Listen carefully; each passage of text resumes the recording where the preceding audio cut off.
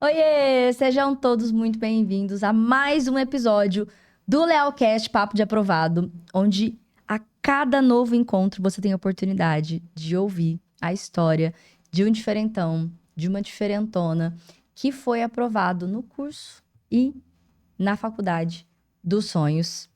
Hoje eu tô aqui para entrevistar uma diferentona que é muito querida, que tem uma história linda com o método Leal. Uma diferentona que ela nem sabe o que. Olha o nível disso. Ela nem sabe o que é viver um ensino médio sem método. Porque a bichinha me começa, método Leal? Quando? Conta pra eles, Ana Luísa, maravilhosa. Começa no primeiro ano, com 14 anos. Gente, o que dizer dessa pessoa? Com 14 anos, ela já tinha ali, ó, as primeiras ferramentas do método. E aí, eu não vou fazer isso, não. Eu vou deixar você falar. Conta que curso e que universidade você passou? Passei medicina na UFJ. Ai, gente, apenas passou em medicina na Federal. E eu fiquei tão feliz de ver a sua aprovação. Eu não sou do time que fala que gosta de todo mundo por igual, você sabe disso, né? É verdade. Eu sou aquela mentora que logo no primeiro encontro vai falar assim: olha, gente, eu tenho os meus preferidos e é sobre. E professor que fala que não tem preferidos é o quê? Um filho da puta hipócrita e mentiroso. Mentira. Ninguém gosta de todo mundo por igual, até porque tem gente que é chata, gente. E é sobre, sabe?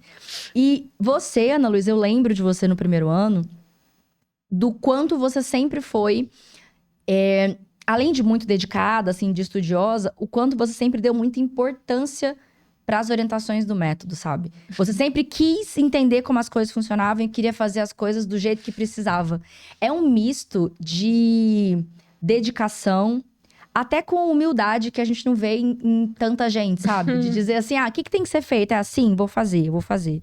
Eu queria que você contasse um pouco dessa história lá do começo. Como foi para você começar o primeiro ano já entendendo como era o método Leal? O que você achou que era no começo? Vamos voltar lá do início pra gente caminhar essa jornada junto aqui. Vamos. Quando eu entrei no ensino médio, eu já tinha ouvido falar do método. E eu sabia que... Eu já tinha ouvido falar que era um negócio que podia me ajudar com ansiedade. Porque eu sempre me cobrei muito, tipo, com 14 anos eu já tava me cobrando com estudo. Então, isso sempre foi um problema pra mim. E aí eu ouvi falar, o coordenador do colégio na época falou que isso podia me ajudar com ansiedade. Aí eu falei, então é isso que eu vou estar fazendo. Eu fui na minha primeira mentoria, que na época era online ainda, era no Google Meet, era um negócio assim completamente diferente. E eu lembro que eu falei, isso é interessante. E ela vai falar algumas coisas que eu não. Assim, vai ser uma experiência nova. Foi na época da pandemia, não foi? Foi. 2020 ainda era híbrido. Foi na época da Era. pandemia, é verdade. Nessa época, até um pouco antes da pandemia e durante a pandemia, a maior parte das pessoas me conheceu primeiro pelo lugar de, professora de inteligência emocional, me ensinar a lidar com ansiedade. Agora que eu tô lembrando, foi nessa mesma época, né? Foi nesse período. E aí, acabou que, né, recém saído da pandemia, tava completamente... Não completamente, né? Vou me defender um pouco. Tava um pouco desestabilizada. Aí, o nono ano que aconteceu também, pandemia já? O meu nono ano foi 100% pandemia. Caramba. Então, meu nono ano Química foi... e física? Não sei, eu entrei no ensino médio sabendo tabela periódica, só. Só Meu isso, eu não tive... Deus. Acho que o máximo que eu aprendi de física no fundamental foi mu. Só mu. Caramba. É porque no nono ano, quando ele é um nono ano bem feito, e infelizmente é mais comum em escolas particulares muito boas, que também não é só o fato de ser escola particular ou ser escola pública, mas quando você tem condições ali naquela escola de ter um bom professor de física, um bom professor de química. Sim. E você, além de aprender os conceitos básicos, você consegue resolver bastante exercício. Porque aí você consegue chegar no primeiro ano Já fazendo mais bem questão. preparado, já fazendo questão. Não foi o que aconteceu com você, então? Não. No primeiro ano, eu não sabia nada. Biologia, Caramba. física... Tanto que até no meu ano de cursinho, era o que eu mais tinha dificuldade. Porque a base não rolou, A né? base eu não tinha base. E eu Caramba. estudava com gente que veio de colégio particular de fundamental grande daqui. Eu vim de um colégio menor. E aí... Um colégio menor, né? Na Com menos pandemia, condição ali na pandemia. sim. Caramba. E aí, eu lembro que no primeiro ano foi um perrengue pra entender física. Nossa, eu chorava. E foi difícil, mas aí eu tinha... Eu não fiquei nessa angústia pra, eu tenho que fazer tantas questões. Porque eu sei que tem gente hoje em dia no primeiro ano que já tá querendo bater meta de questão. Isso não faz sentido. Você não tem base, né? Mas enfim. Aí eu dei muito foco pra teoria no primeiro ano. Entendi. Porque na verdade, o nível de consciência ajuda muito, né? Você saber desde o primeiro ano que você quer aprender, que você quer ter um bom desempenho. Agora, quando a base ela não vem muito fortalecida, Sim. o primeiro ano já é estressor por si só, porque você já muda, na maior parte das vezes, de colégio, de grupo de amigos, e começa a ouvir falar de um monte de nomenclatura que é nova, né? Sim. Até o nono ano, ninguém fala muito em Enem, vestibular e concorrência e TRI. E aí você cai numa estrutura de primeiro ano onde tudo passa a ser comentado em volta de você e você se sente cobrado de saber tudo, né? Sim, é um negócio muito absurdo. É uma pressão. É muita pressão. É um ambiente que ele muda muito radicalmente. E você falou esse negócio de mudar de amigos também. Eu fui pro meu colégio de ensino médio sem conhecer ninguém. E uma das minhas melhores amigas, até hoje, eu conheci no método. E ela, Caramba! desde o primeiro ano, ela tá comigo no método. E isso fez muita diferença pra mim. Ter alguém me acompanhando, crescendo junto comigo, dentro da mesma. Querendo ou não, é uma bolha, né? Ah, com certeza, é uma Então, bolha. são os diferentões. A Ela gente não também chama vocês de diferentões à toa, né? Exato. Então, ela era a pessoa que fazia pop comigo antes da prova. A gente sentava perto, uma olhava pra outra, fazia pop. A gente fazia a técnica lá de blocos, a gente sempre fazia junta. A planejamento, a gente sentava junta, fazia. Quando uma tava tentando fazer a correção, não tava conseguindo ver ou o erro e tava muito chateado porque tinha errado muito, sempre tinha uma ou outra pra apoiar. Isso fez muita diferença. Que demais. Eu falo que eu tenho que fazer o Tinder das amizades dentro do método Léo, porque é isso. A gente se sente menos doido Sim. quando tem outra pessoa compartilhando das técnicas e das estratégias. Porque como a gente não ouve falar de técnica de estudo e método de estudo cientificamente validado em outros ambientes, sobretudo em escola, quando você se pressupõe, né, que você se propõe, na real, a fazer do jeito do método Léo, que é o jeito que tem validação científica, quem olha de fora acha que você tá doida, né? Sim. No meu primeiro ano, quando eu fui fazer o pop, o, o fiscal virou pra mim: Você tá bem? Você tá passando mal? O POP, pra quem tá perdido aí, ó, é o Procedimento Operacional Padrão Enem, que é uma rotina de pensamento. Imagina que um atleta de alta performance, ele vai entrar num campeonato e a mente tem que estar preparada para cada coisa que vai ser feita ali. Então não dá para você, por exemplo, ter uma discussão com alguém, com um amigo, com um namorado, seja lá o que for, sair de uma discussão onde você emocionalmente fica abalado e aí você entra num carro de corrida para correr Fórmula 1. Ou você entra num tablado de ginástica para fazer um duplo twist carpado e ter chance de, sei lá, cair e quebrar o pescoço. Então, a preparação mental, ela é tão importante quanto a preparação física. E a gente leva isso muito a sério no método Leal. E é isso que é o POP. Então, a gente treina o que eu quero pensar e o que eu não quero pensar minutos antes de sentar para começar uma prova. Porque é muito comum um aluno começar a fazer prova e ele demorar 45 minutos para engatar. Engatar no ritmo de concentração, e entrar em estado de flow, que é o estado de experiência máxima ali descrito pelo Mihai Csikszentmihalyi, que é onde você realmente está performando o seu melhor. E o que eu digo é, se um atleta consegue estimular esse estado de flow em alguns minutos, por que a gente não vai estimular a mesma coisa num estudante que precisa também, quando o fiscal fala, pode começar. Cara, apitou, começou. Deu a largada. Sabe? É isso, deu a largada. A bola tá em campo. Então a lógica é a mesma. Só que se não for treinado, se a pessoa só aprende a técnica e faz uma vez ou outra, não tem o mesmo efeito de quem faz treinando. E você fazia, então o fiscal achou que estava passando mal. Sim. O tanto que as pessoas não têm dimensão do que é alguém preparando-se para uma prova. Porque olha que doido, se fosse um jogador de futebol, antes de entrar em campo, de olhos fechados, fazendo respiração ritmada, ninguém ia perguntar se tá passando mal. Todo mundo ia entender que, tá preparando o emocional ali para entrar. Mas estudante, ninguém nem imagina isso, né? Sim, exatamente. Então, são umas coisas assim que assim, no primeiro ano, logo de cara, já foi muito desmistificada pra mim. Então, foi muita coisa que talvez eu não teria percebido sozinha, ou senão eu demoraria muito tempo pra perceber. que desde de cara eu já sabia da importância, e não era só saber a importância. Eu tinha, você explica, né, o por trás, do porquê que é importante. Não é tipo assim, não, você precisa fazer meditação porque precisa, porque sim. Não, você explica por que que tem que fazer meditação. Não, tem que fazer meditação porque faz bem, melhora a qualidade do sono e tal. E aí, isso fez muita diferença. É engraçado isso, né? Eu vejo algumas pessoas que querem muito ajudar outras pessoas, seja num contexto de vestibular ou não, e que elas se colocam num lugar meio que guru, sabe? É, Principalmente quem tem uma história de sucesso. E principalmente essa história de sucesso, ela casa muito bem na tal da jornada do herói, que é a pessoa que, eu já reprovei matemática em tal lugar, e hoje eu passei em medicina na NASA. É uma história bonitinha, porque ela corresponde a um ciclo da jornada do herói completa.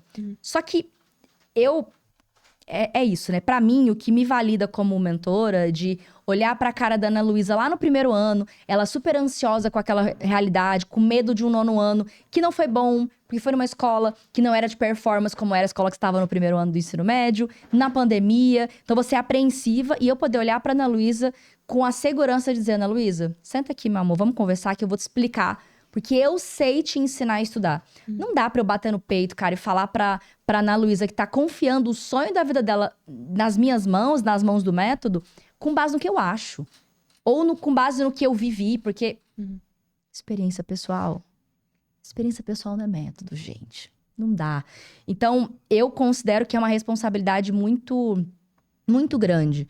Mas, infelizmente, a gente ainda não tem muita gente falando disso desse lugar, né? De um lugar que é científico. Então, pra mim, é muito importante, sempre que eu vou ensinar uma técnica, mesmo que seja uma técnica diferentona, tipo banho da Vitória, o pop, que chega o fiscal achar que você tá passando mal antes da prova.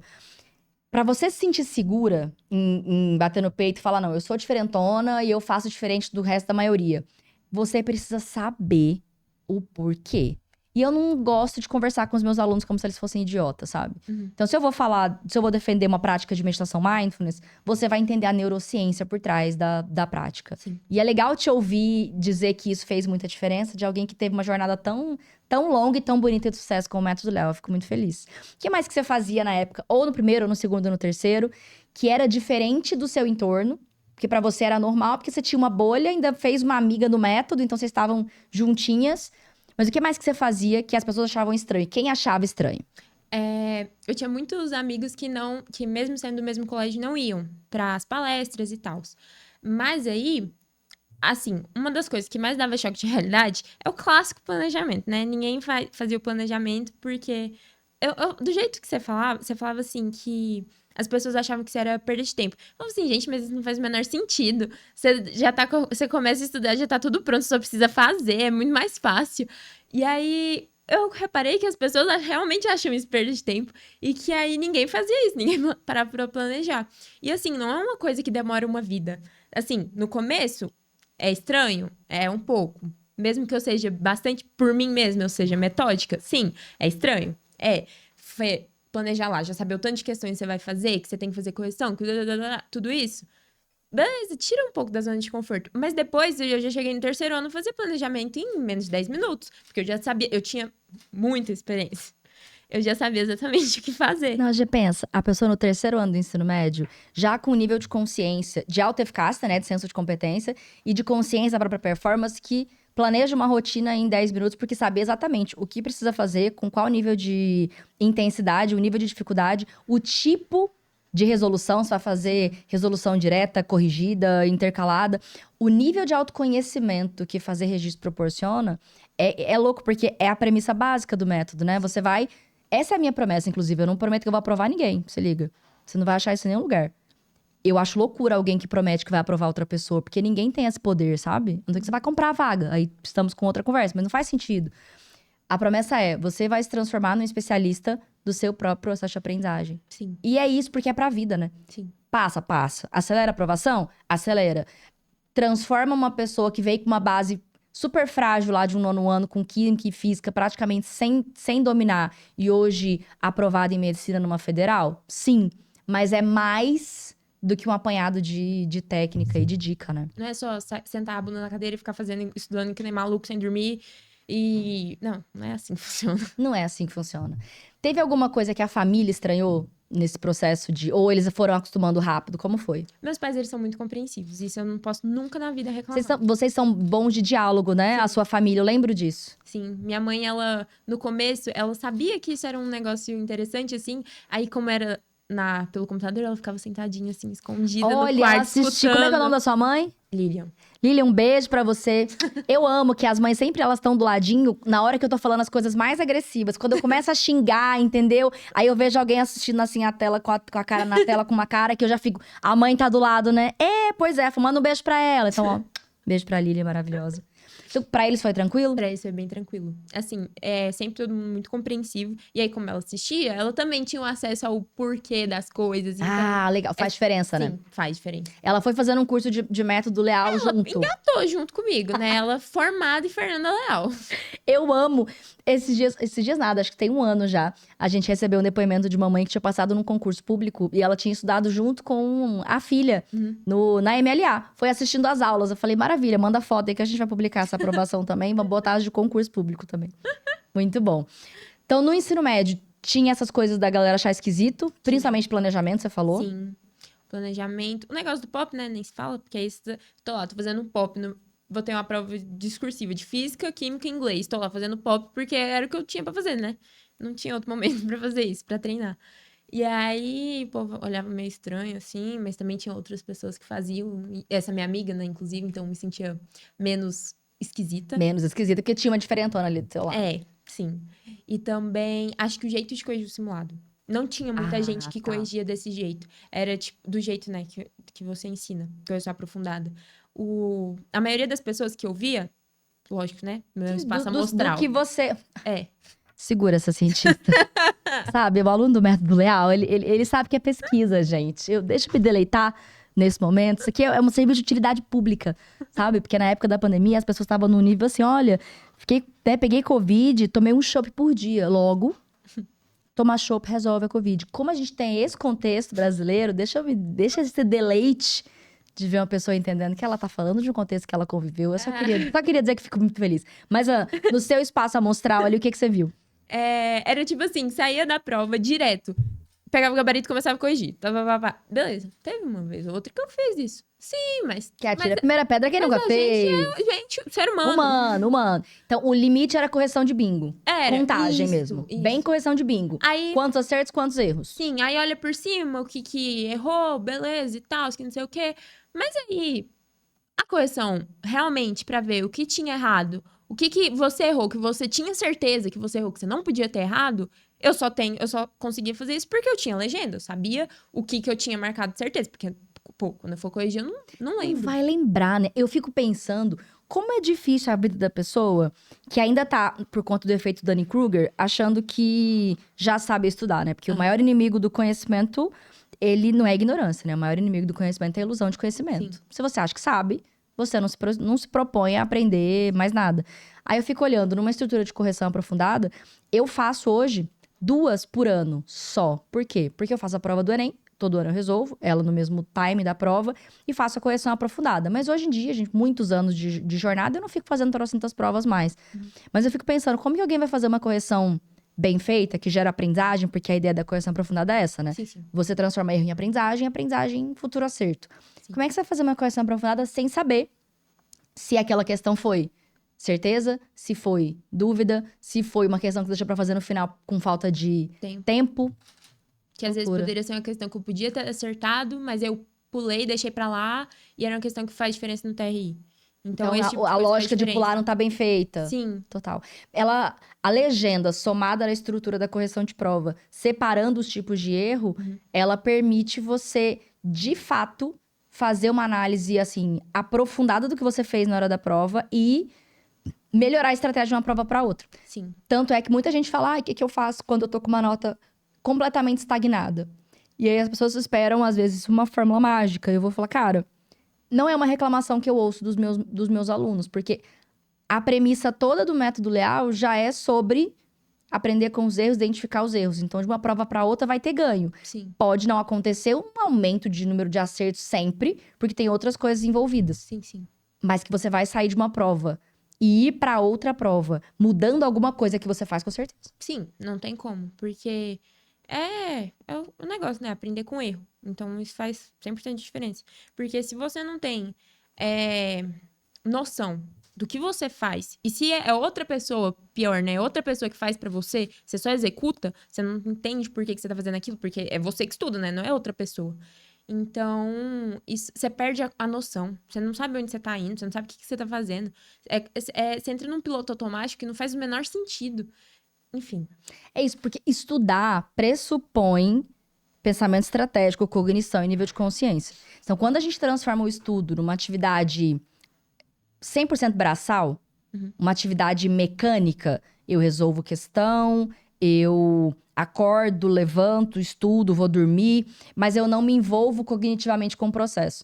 O nível de absorção de conteúdo é muito menor. Tanto que o que a gente mais ouve de vestibulando dedicado é o desespero que dá. E pra mim é uma das dores maiores, assim, da rotina de um vestibulando, que é estudar, estudar, estudar, e o número de acertos não subir. Estudar, estudar, estudar, e não ver resultado. E aí, esse aluno, quando ele vai falar com um professor, que em parte e antigamente, acho que antes de ser mãe eu tinha um pouco de pena dos professores, porque eu ficava assim, pô, tadinho, né? Tá há muitos anos no mercado, e aí dando aula, e não aprendeu na faculdade como é que o cérebro aprende, como é que o cérebro funciona, então ensina errado, fala pro aluno que, se você tá me contando que estuda, estuda, e o número de acertos não sobe, você é um mentiroso. Porque essa é a lógica, né, no ambiente de escola. Principalmente quando eu era orientadora educacional de colégio. Era só o que eu escutava. Esse moleque que é mentiroso. Mentiroso por quê, professor? Porque fala que estuda, estuda, estuda, mas não vejo na nota. Caraca. É isso. A lógica principal é essa. É uma lógica de que quem estuda de verdade passa e para passar basta estudar. Ou só não passa quem não estuda. E, gente, não funciona assim.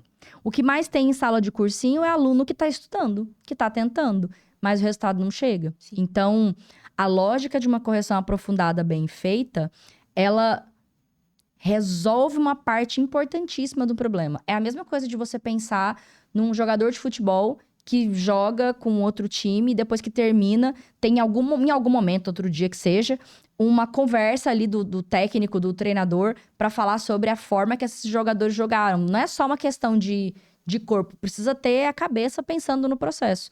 E aí tira isso, né, de ser só piloto automático. Sim, sim. Você tem muito mais... É consciência, né? Quando você passa a ter consciência da sua rotina, como é que se falava? Acho que Autoeficácia. Autoeficácia, sim. Quando você tem noção da sua autoeficácia, você consegue fazer tanto as questões, quanto os simulados, quanto as correções, muito melhor.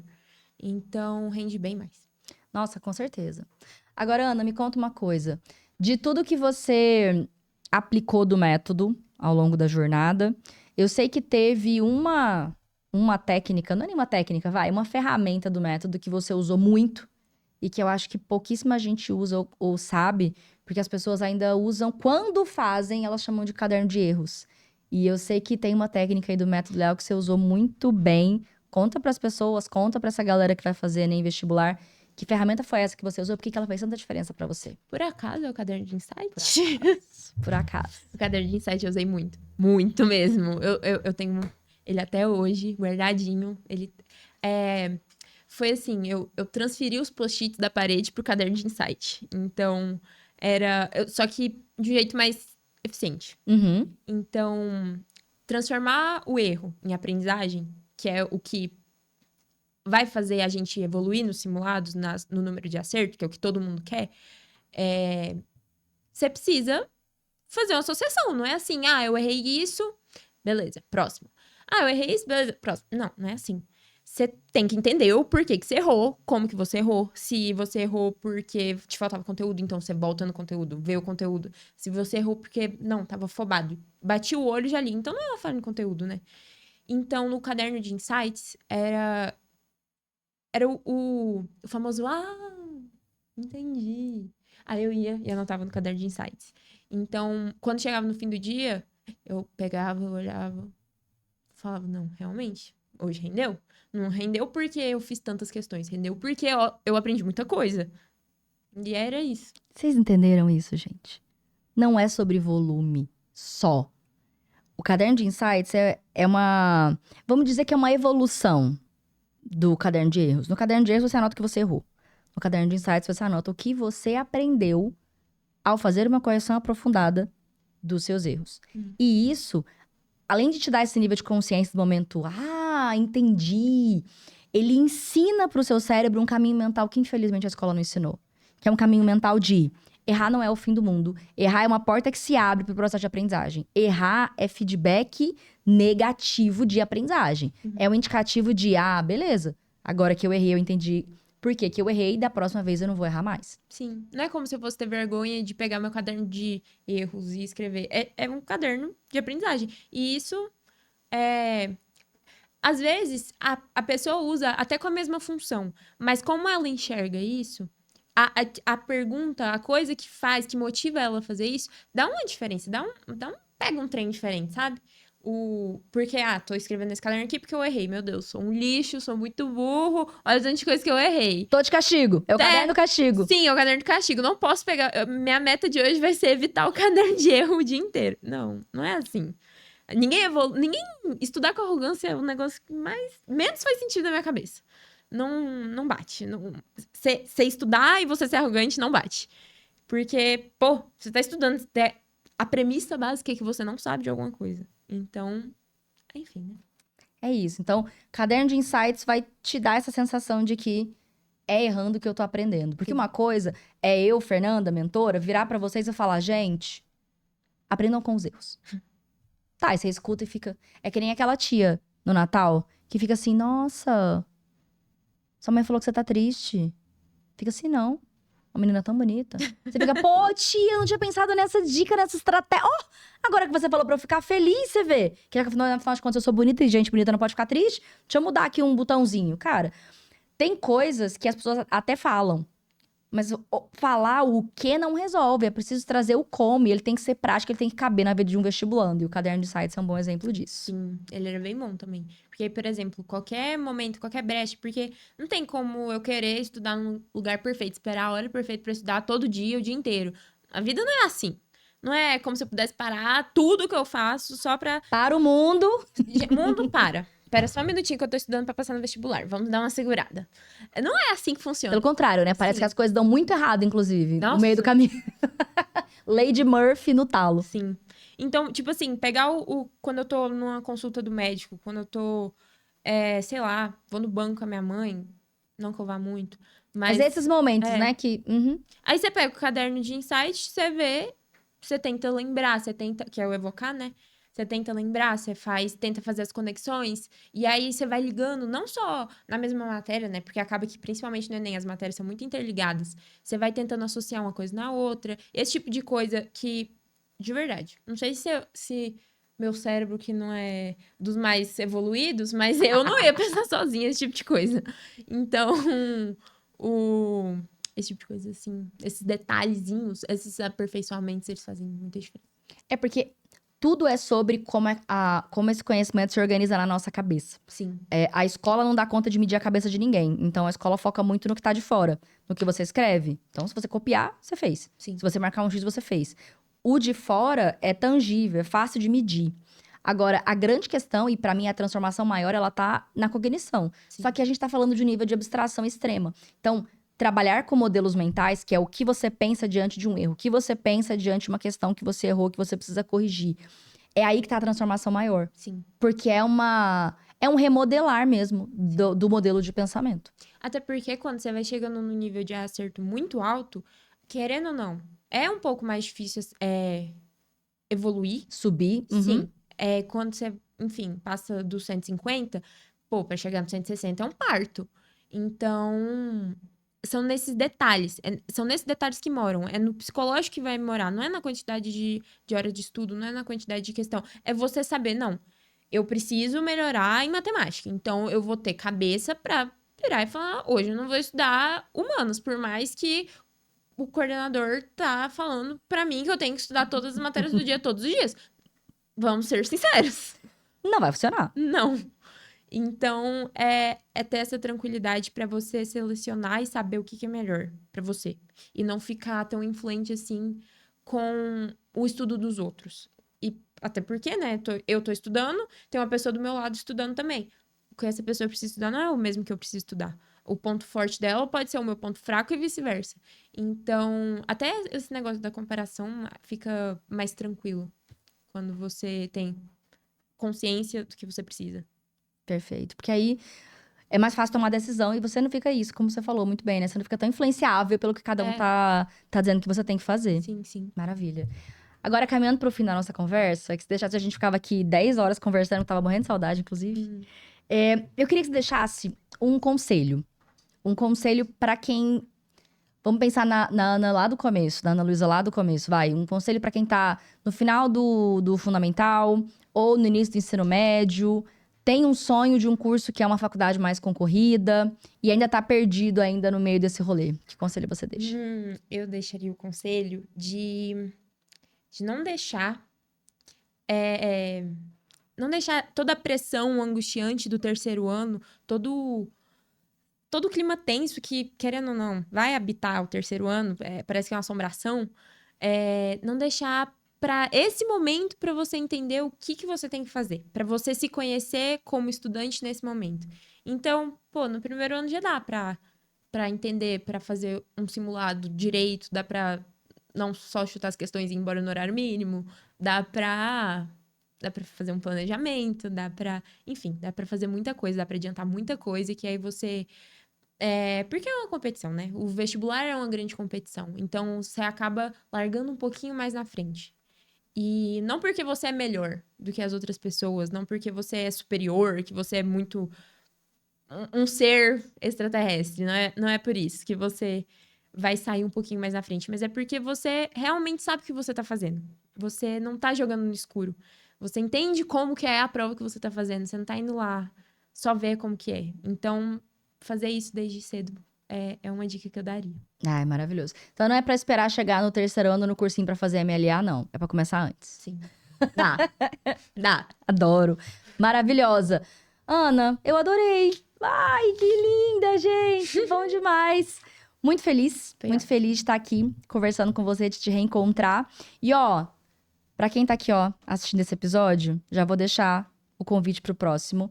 No próximo episódio, a gente vai receber aqui outra universitária que também foi aprovada em medicina e também foi aprovada em medicina na UFJ. Então, se você tá aí sonhando com uma vaga em medicina numa federal, te espero no próximo episódio. Sim. Beijo, até a próxima. Tchau!